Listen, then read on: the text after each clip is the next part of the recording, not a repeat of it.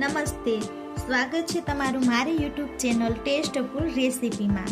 તો આજે હું બનાવીશ ઘઉંના લોટના ગળા પુડલા, જે ખાવામાં ખૂબ મજા આવે છે અને બની પણ ખૂબ ઝડપીથી જાય છે। તો ચાલો ગળા પુડલા બનાવવા માટેની તૈયારી શરૂ કરીએ। ગળા પુડલા બનાવવા માટે એક નાની વાટકી ઘઉંનો લોટ લીધો છે। રોટલીમાં આપણે જે રેગ્યુલર યુઝ કરીએ છીએ તે લોટ લીધો છે। તેમાં એડ કરવા માટે એક વાટકી ખાંડ લીધી છે।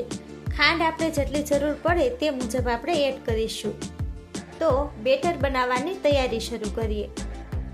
એક બાઉલમાં પહેલા તો લોટ એડ કરી દેશું,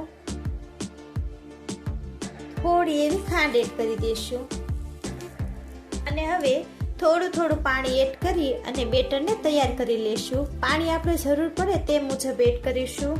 બેટર બહુ ઢીલું ન થઈ જાય તેનું ખાસ ધ્યાન રાખવાનું।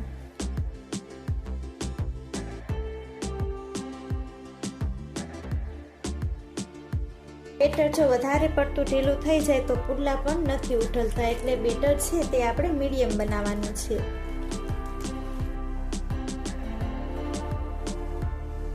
બેટરમાં ઘઉંના લોટની ગોળી ન રહી જાય તે રીતે આપણે સારું એવું હલાવી લેશું।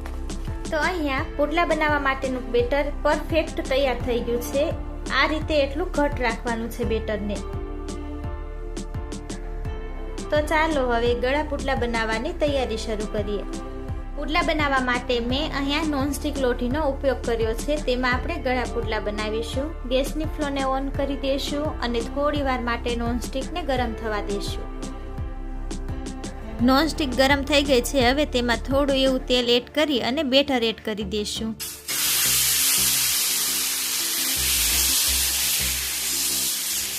આવી રીતે બેટરને ફેલાવી અને ફરીવાર થોડું એવું તેલ એડ કરી દઈશું।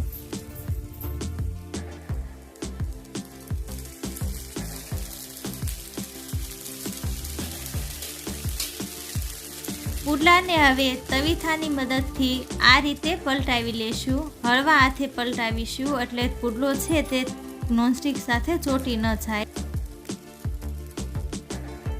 પુડલો બનાવતા પહેલા આપણે તેલ એડ કર્યું હતું, એટલે પુડલો છે તે સરળતાથી ઉઠલી જશે।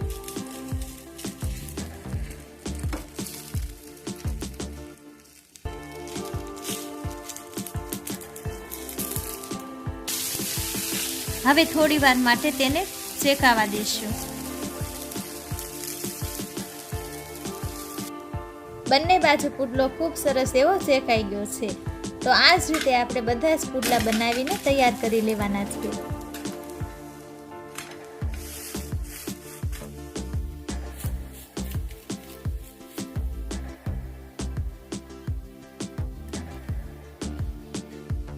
તો આ તૈયાર છે પુડલા।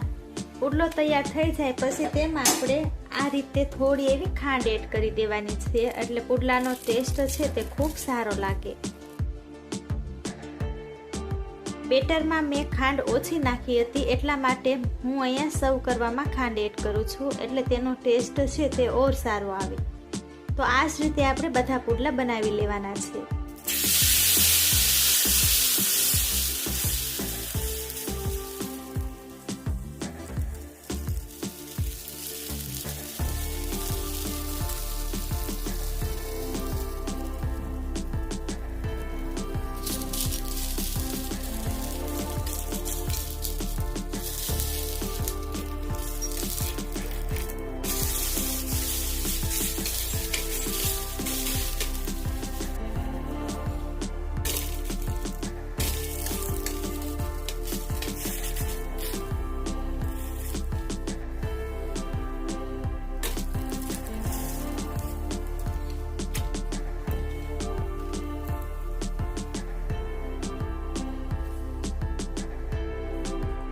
ફરીવાર આપણે તેવી જ રીતે ખાંડ એડ કરી દઈશું।